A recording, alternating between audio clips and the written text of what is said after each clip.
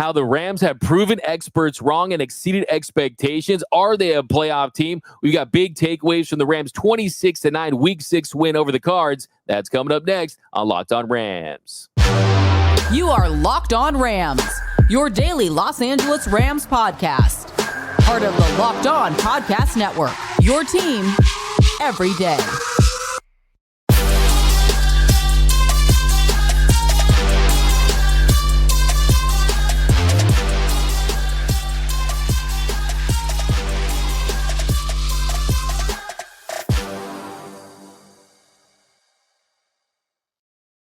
What is up, Ramily, and welcome to another episode of Locked On Rams, your daily podcast covering your 3-3 Los Angeles Rams, part of the Locked On Podcast Network, your team every day. We're also available over on YouTube, so if you haven't yet joined the party on YouTube, hit that subscribe button, hit that notification bell, hit that like button. Let us know what are your big takeaways from the Rams' Week 6 win over the Cardinals. Let us know down below. My name is Doug McCain. My friends call me D-Mac. You can follow me on X and Instagram at DMac_LA. We're covering LA sports for over a decade. The Lakers for SI, the Dodgers for Dodgers Nation. Now the Rams for Locked On. And as always, I'm joined by the Rams pre-having post-game show host for the Rams flagship radio station. He's in his 8th season covering the team. You can follow him on X and Instagram, the People's Champ, Mr. Travis Rogers. And just a reminder that today's episode of Locked On Rams is brought to you by Gametime.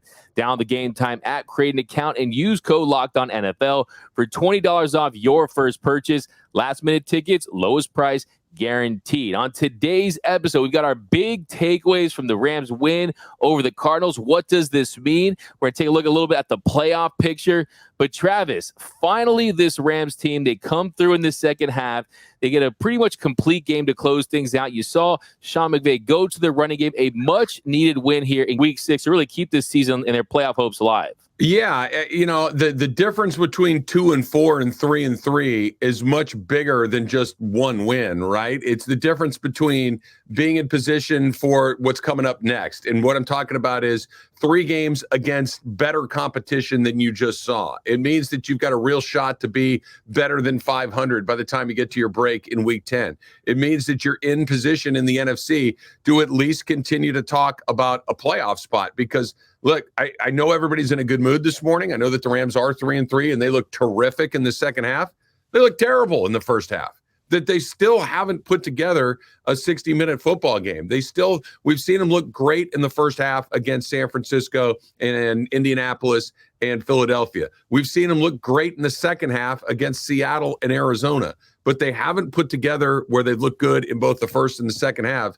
And I think in a weird way, that's actually kind of encouraging because when that does happen, I think that this team can be pretty good. Their margins are still very small. They're not good enough to kind of play with their food, so to speak, but they got out of there with a win. They're 3-3 through 6 weeks, and I think that's where even the most optimistic Rams fans were probably looking at and saying, get through. This is by far their hardest part of the schedule, and they're at 500. That's pretty darn good.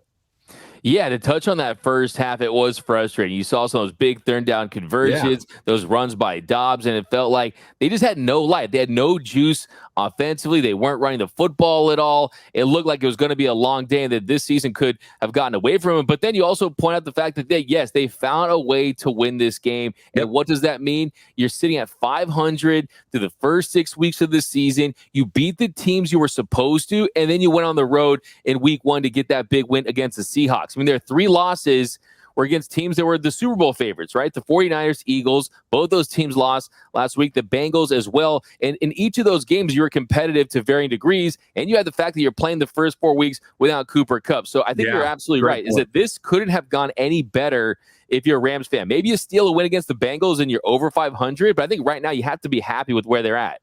Yeah, I think that I was probably, and this is just, the way that I am, I'm a little bit more pessimistic than I am optimistic. That's just kind of my default setting in life, for better or for worse.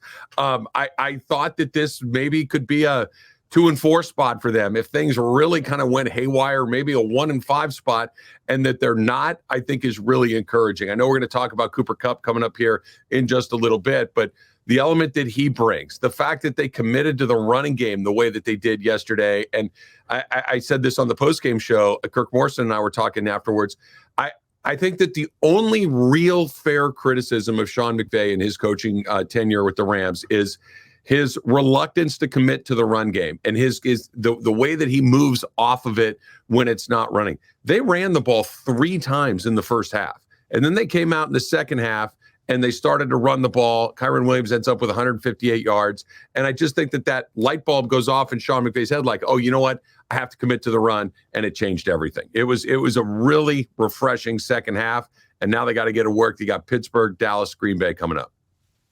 Yeah, why don't we start right there as far as our big takeaways? Because I think for me, if I'm giving out a game ball, you can talk about Kyren Williams, you can talk about Cooper Kupp. I'm giving the game ball, Travis, to whoever the hell it was that went up to Sean McVay at halftime and shook him by his shoulders and screamed at him to run the damn football. I mean, like you said, the Rams, they run the ball 3 times in the first half for 5 yards. The offensive line just couldn't get into rhythm. Kyren Williams couldn't get into rhythm. They come out of the break.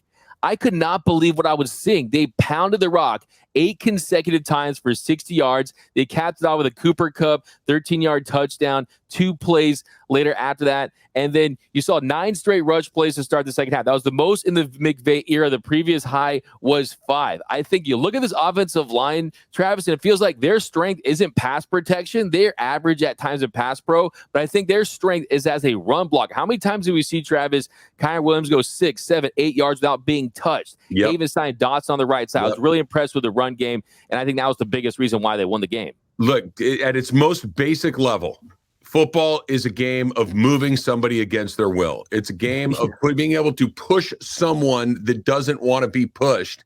And the Rams were really good at it yesterday.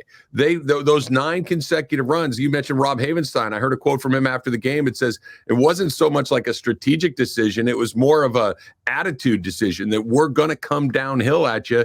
And you're right. And look, I understand the predisposition to want to throw it. You've got Matthew Stafford, who's still one of the best in the business. You have, a Puka Nacua, who is developing into a high-level NFL wide receiver. And I get that we kind of, went in a different direction with Cooper Kupp because he was hurt last year, because he was slow to start this year. That dude's still at the very top of his game. At the very top of his game. Over 100 yards in both games that he's come back. So I understand the need to want to pass it. But when you have even a little bit of balance, you become so much more difficult to defend. And I heard Sean McVay say it afterwards that, they only ran 20 plays in the first half. And it's hard to find any sort of play calling rhythm, hard to find any sort of offensive rhythm when you just simply don't have enough snaps to kind of get your bearings in that game. But 17-3, 17 passes, 3 runs along the way in the first half just didn't make any sense to me. And I agree with you. Whoever said, hey, maybe we run it a few times, that guy gets the game ball for sure. Telling me, I was like, cue that Twilight Zone music, man. You're traveling through another dimension. I mean, all those run plays right there, I just couldn't believe it. I was so impressed. And I think that Kyren Williams at this point, you saw him have another career high 31-yard long. He's definitely establishing himself as an every down back in the NFL. So that's very encouraging. You mentioned Cooper Kupp, though. Cooper Kupp has seamlessly transitioned back. I mean, I thought maybe a couple weeks there, you get your legs underneath you. He looks like he's healthy. He looks like he's prime Cooper Kupp, elite Cooper Kupp again. He's explosive. The route running is impeccable. You mentioned it. He ends up catching 7 passes for 148 yards, 2 games back, 15 catches, 266 yards, and a touchdown. He looks outstanding. And I think that with him playing like this, the running game taking a leap, I think this offense has really taken a step back to the defense during certain times. And I think that you haven't seen this offense close to peaking just yet. Well, the offense, and the everydayers have heard me say this. You've heard me say this. The best version of the Sean McVay offense is when they run the ball and throw the ball to the running back out of the backfield. The very best version of this offense that we've seen in the 7 years that Sean McVay has been here is with Todd Gurley. And I get it. There's not a bunch of Todd Gurleys out there available to go get. He was a special player, to be sure. But the essence of it, I think, is still the same, which is you have to defend the run. They're going to run the ball. They're going to throw the ball out of the backfield or to the guys out of the backfield, and it opens up everything for everybody else. We're still waiting to see what it looks like when they start to throw the ball to the running backs a little more. It opens up for Tyler Higbee. That really hasn't happened yet. But when that running back position is a threat in the Rams offense, that's the best version of that offense. And I'm excited to see it. Kyren Williams is being asked to do a lot right now. I am worried about their depth behind him. They're going to have to find somebody that can give him a little bit of a breather for some plays, a series here or there. But they needed to have it. They got it, and they're 3-3. Yeah, and I think that I see people out there, now that Cooper Kupp's back, you're seeing him being targeted every single play. You're not seeing him target Puka Nacua or Tutu Atwell as much. Yeah, of course, that's obvious. I mean, why wouldn't that be the case? I mean, you saw yesterday Matthew Stafford threw 24 passes, 16 of them were for Kupp or Puka Nacua. And Puka's still going to get those targets, no doubt about it, since he's been back 18 times for 11 catches for 97 yards. But it's to be expected. I mean, I don't think there's any issue with that. I mean, if you have an elite weapon, you should use him as much as possible. Yeah, no, look, that will take care of itself. I'm not worried about Puka. The one guy that I do think is a little bit interesting, it's not Puka, it's Atwell, right? Atwell only had, and he had one catch for 30 yards, but that wasn't so much the issue for me as much as it was just the one target. That was the only time the ball even went his way, and it was a 10 out of 10 dime from Matthew Stafford. It was a nice hands catch by Atwell over on the sidelines, and he's so fast. He was able to kind of turn the corner and get up the rail there a little bit. But I would like to see him be a part of what it is that they're doing. And this is a good sign because I'm not the world's biggest Tutu Atwell fan, or at least I wasn't at the start of the season. I think he's become an important part of what they do. And I want to make Puka's not going to get lost in the shuffle. He's already proven, they went to him early, dropped that touchdown in the end zone. I think that's a big deal that we can talk about maybe in a minute. But we got to make sure that Tutu Atwell is still a part of it because he's the proverbial top off of the defense, and they got to make sure that he gets his looks. 100%. You need to go to Tutu a little more and find ways to utilize his speed. But coming up here in our next segment, we're talking about a position group that could be better than the offense that has exceeded expectations. That's coming up next. They're Locked On Rams.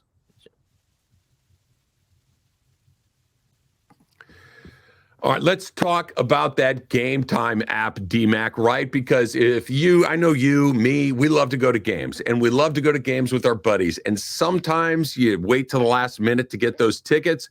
Now you don't even have to worry about that, right? No need to worry about tickets to your big event, whether it is a game, whether it's a concert, whether it's a comedy show, a theater event, anything that you want. Killer last minute deals, all prices, views from your seats, and a best price guarantee with the Gametime app. It is the only app that gives you complete peace of mind with your purchase. You see exactly where you're sitting before you buy it, so you know what to expect when you arrive. No surprises, right? And they are obsessed with finding ways to help you save money on tickets. Exclusive flash deals, sponsored deals on tickets for football, basketball, baseball, concerts, comedy, theater, and more. Here's what you do. You download the Gametime app, you create an account, and use the code LOCKEDONNFL for $20 off of your first purchase. Terms apply. Again, create an account, redeem the code LOCKEDONNFL, that's LOCKEDON NFL for $20 off. Download that Gametime today.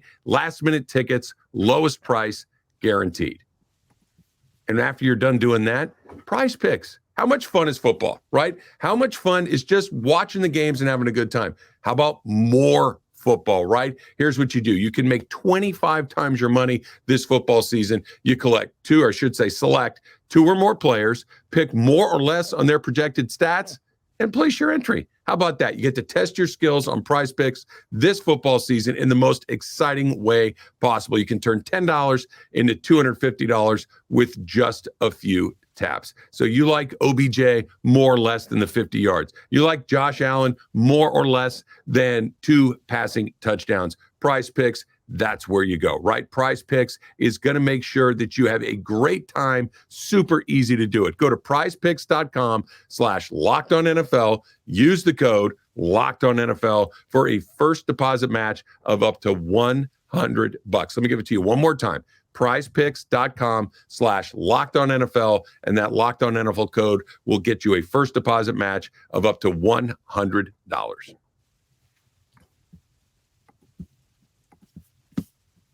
And welcome back to Locked On Rams. Thanks for making Locked On Rams your first listen every single day, free and available wherever you get your podcasts. Locked On Rams, part of Locked On Podcast Network, your team every day. And a special shout out to our everyday listeners. We appreciate you rocking with us every episode, watching, listening. And you can be an everyday listener too. Join the club. Membership is 100% free, and you won't miss a thing about your Los Angeles Rams. Now, Travis, we're going to continue these big takeaways And for me, the most satisfying, the most encouraging development was the second half. We touched on it a little bit in the first segment, but their offense, like you mentioned, they were stale in the first half, could not get much of anything going at all whatsoever. But they pick it up in the second half. They ended up going on a nice run, 20 points for the win after a 9-3 halftime score. Really good to see the Rams close out. Stafford was big plays to Kupp. Kyren Williams, I thought the second half was what I want to see for a full game.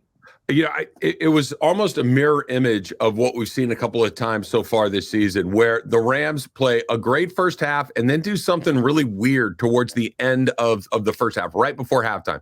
We saw them score against San Francisco and then gave it right back. We saw them score against Philadelphia and then gave it right back. And whatever momentum they could have had going into halftime just vanished in the span of a few seconds.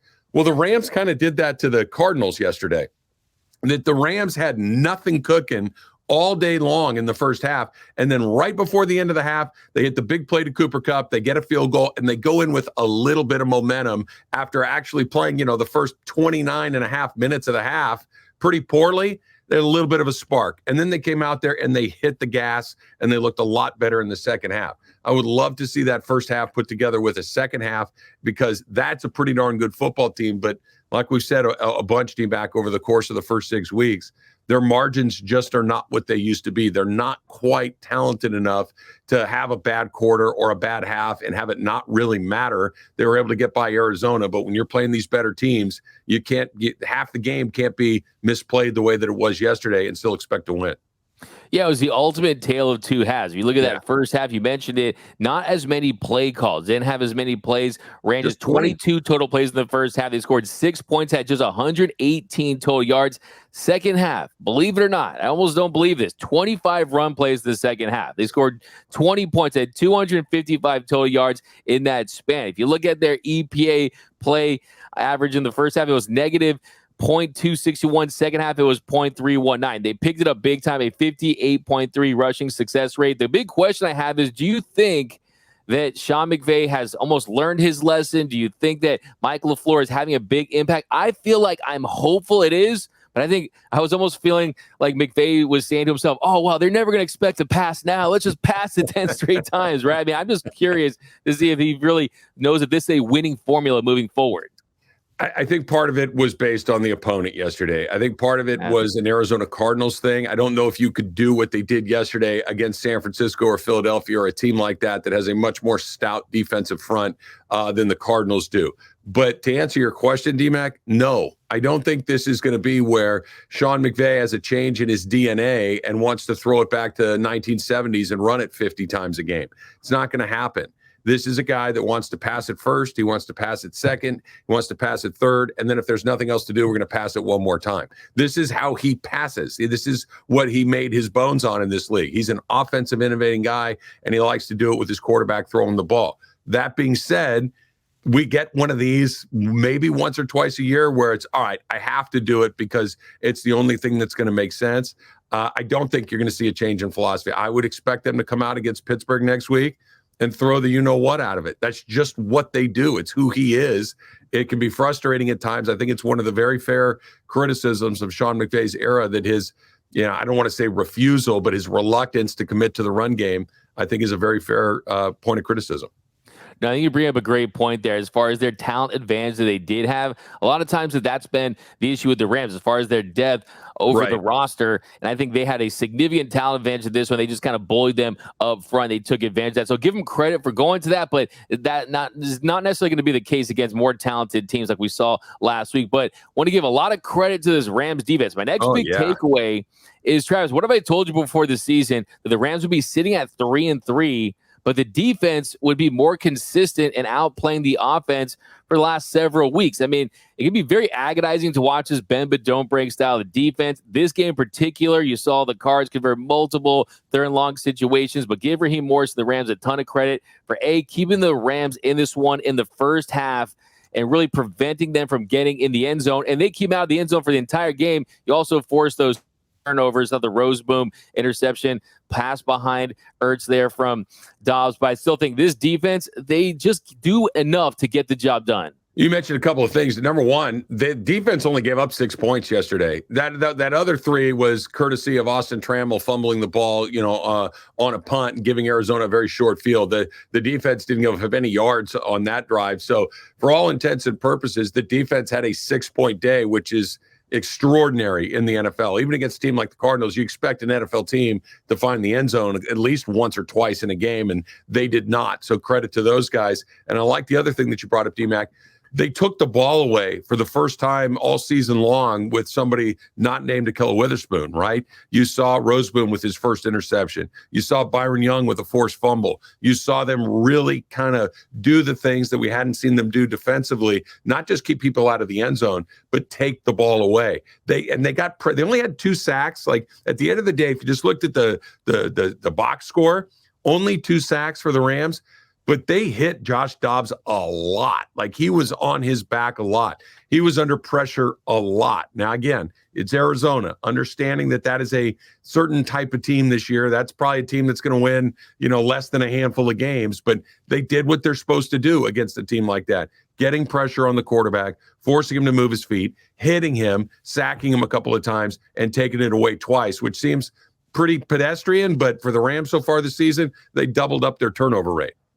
Yeah, I think that was the number one key. They got consistent pressure all game long. They generated pressure on 23 of 46 dropbacks. That's 50% rate. That was the highest pressure rate in a game this season for the Rams. I think a lot of that does have to do with that talent disparity. It was a great game from Aaron Donald. He was a monster. I thought it was a good game for Byron Young, Kobe Turner. We're going to go in depth on them tomorrow on the Horns Up, Horns Down. But I don't know if I'm high on that Kool-Aid. I don't know if I'm on crack here, but is Jonah Williams really becoming a really good defensive lineman? I thought so. It was inside stunts with him, some TFLs, stuffing some runs. I was really impressed with Jonah Williams. Look, sometimes opportunity creates good players, right? And with Bobby Brown being gone for a while, Jonah Williams is going to get more time. Jonah Williams is going to get more sacks. We saw him get a big sack at one point. Cardinals were driving and third down play. He got back there and dropped him. I think it was like a 12 or a 13-yard loss. It was a big play in the moment. It was early in the game, so you kind of lost track about it a little bit, but I think you're right. And you know what it reminds me a little bit of, and obviously a long way to go still here, but a little bit when all of a sudden Michael Hoyt got an opportunity last year because everything that was happening. It's like, wait a second, he's getting back to the quarterback pretty regularly. Let's see if it happens again. Opportunities are what this league is about. Health is what this league is about. Somebody in front of you goes down, next man up. Jonah Williams slid into that role and looked really good yesterday. He really, really did. I got to give this Rams defense a lot of credit. But coming up in our final segment here, where do the Rams stand as far as their playoff chances? How are we feeling about those playoff chances after 6 weeks? That's coming up next here on Locked On Rams.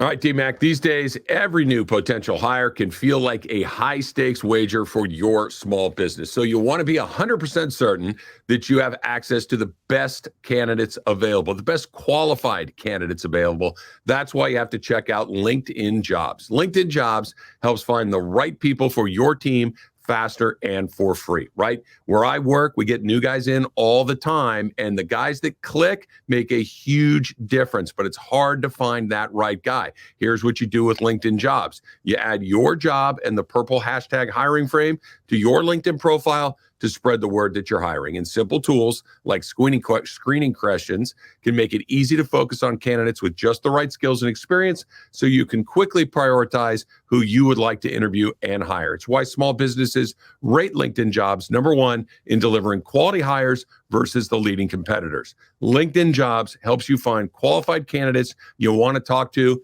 and find them faster. Post your job for free at linkedin.com/LockedOnNFL. That's linkedin.com/LockedOnNFL to post your job for free. Terms and conditions apply. And welcome back to Locked On Rams. Thank you for making Locked On Rams your first listen every single weekday, free and available wherever you get your podcast. Locked On Rams, part of Locked On Podcast Network, your team every day. Now, Travis, here in our third segment, we're sitting at 3-3 after 6 weeks. The goal for this team to exceed expectations was just making the playoffs. And right now, they're firmly in the mix. They got their second win over an NFC West opponent we talked about earlier with Kupp out to start the year with so many rookies, so much inexperience. experience. This is about as good as you could have hoped. A tough schedule going onto the season. I think you got this Steelers team coming to town who up front, defensively, a great pass rush, but they're 30th in the league in offense. This is a winnable game, especially when you consider how competitive this Rams team has been against some of the better teams in the NFL. Yeah, I think that's a great point. You know, if you look at the standings right now, and I mean, it's 6 weeks in, so they don't take it for what it's worth. There's a long count. Stop the count. We're only a third of the way through the season. But the fact of the matter is, the playoffs started today, the Rams would be in. They're the seventh team in the NFC. Now, that's not, but the point that I'm trying to make, D-Mac, is I think 500 gets you into the playoffs. And I understand with the 17-game season, that's 9-8 or 8-9. And I really do think that's the number. You're going to play a lot of these teams that are also floating around that same number. You're going to play Washington. You're going to play New Orleans. You're going to play some of these other NFC teams that you're going to have to be competing with. And these are the difference. And I think Pittsburgh's a perfect example of what we're talking about. Obviously an AFC team, but this is a team that you need to beat. These are the wins that you get to that put you into the 9 instead of the 8. These are the ones that could be the difference between you going or not. Because like you mentioned, Pittsburgh has TJ Watt. They have a pretty good defense. They can't score at all. So find a way to give Matthew Stafford a little bit of time, let him go to work, and that's a game that you go in. Because I really do think that at 3-3, the playoffs are a real distinct possibility. Got to get lucky with the injury bug. You got to make sure that Matthew Stafford stays healthy. But this team is good, and they're not winning the Super Bowl, but they're good enough to go to the playoffs, and that would be a major accomplishment coming into this season. They're absolutely good enough to make the playoffs. And I think I've seen enough from the stars of this team to know their drop-off hasn't been significant. Stafford, give him time to throw. He's going to hit his guys, still one of the best arm talents in the league. The offensive line, not decimated by injuries. Find all the wood you can in your house and knock on it right now. Aaron Donald's still elite. Cooper Kupp still elite. They've hit on some of these rookies. So you have to feel good about where they are. I do really want them to pick up another edge rusher. I mean, Oshwan Mathis made some plays. Michael Hoyt having issues still. I think if you really want to give your team the best chance to win as far as possibly winning a playoff game, which is kind of, a wish on a prayer, on a dream, but still, I think you could bolster this roster. I don't think that heading into this game, people realized how big of a must-win it was. If you lose to this Cardinals team, might as well post the thank you fans graphic. Might as well post the eliminated graphic and talk about possibly trading away some of these core members, possibly looking at a possible quarterback in the draft. I mean, the stakes were so high on Sunday, I don't think a lot of people truly realized it. It absolutely was. I think it sounds overblown because it's only the 6th game of the season, but I agree with you. I think if they lost to Arizona yesterday, you're talking about something entirely different than we're talking about this morning, which is a playoff spot, which is maybe acquiring a player before the deadline, obviously coming up at the end of this month. To kind of stick with that for a second, D-Mac, I think it's important that the Rams, and the Rams know this, but I think that the fans need to be kind of, looped in on this. You got to consider the cost, right? That you can't, this is not hey, go get Von Miller and we can win the Super Bowl. Go get Odell Beckham. Go get Jalen Ramsey. Go get Dante Fowler and let's go take a shot. This is you got somebody for free. You got somebody for a 6th, 7th round draft swap. You got somebody that maybe is not particularly expensive to acquire. Frank Clark, for instance, all of a sudden is out there and maybe you could go find somebody like that. You got to be aware of the cost because where you're in the playoff picture right now, you're not going to get to the top of the conference. You're probably not winning the conference. You're not winning the Super Bowl. So don't spend money to go from 7th to 6th. Don't spend money to go from, 8th to 7th. It's just not a great long-term play. You're not close enough, but next year you might be. Make sure you have those picks. Make sure you have those assets. 1,000%. You don't want to break the bank on any players this year, but I will say if Brian Burns becomes available, knowing he could help you next year with this core, if there's the right guy out there, you can still make a win now move that's more for next year, and you can pay him next year. So there's some interesting things they can do. We've seen them hit on Akella Witherspoon, on Kevin Dotson, so credit to them for that. But yeah, I just think when you look at the reset they're having this year, they're playing with house money to a degree. But yeah, I mean, these players, they're not getting any younger, right? You still have them in their prime, so that's something you want to consider as well. But yeah, give this team tons of credit, winning a game they had to win against this Cardinals team. By the way, I wanted to ask you real quick, what did you think of the Cardinals Wish.com version of the brotherly shove there at the end of the game? They were trying to get their brotherly shove on. The Rams credit and they stopped it. You gotta love that, right? Well, that was the best argument to date of why that play should not be outlawed, because Philly can do it, but not everybody else can, right? This is not an unstoppable play unless you have the best offensive lineman in football, unless you have a quarterback that's 230 pounds and can squat a school bus, that this is not a play for everybody. Look, Philly's got it figured out right there, but no one else seems to. Yeah, exactly, man. They definitely did not do it justice, but that's a great point. Keep it around for Philly. But that's going to do it for this episode of Locked On Rams. My name is Doug McCain. You can follow me on Twitter and Instagram at DMAC_LA. And as always, you can follow the People's Champ, Mr. Travis Rogers, on X at Travis Rogers. And until next time, whose house is Locked On Rams house?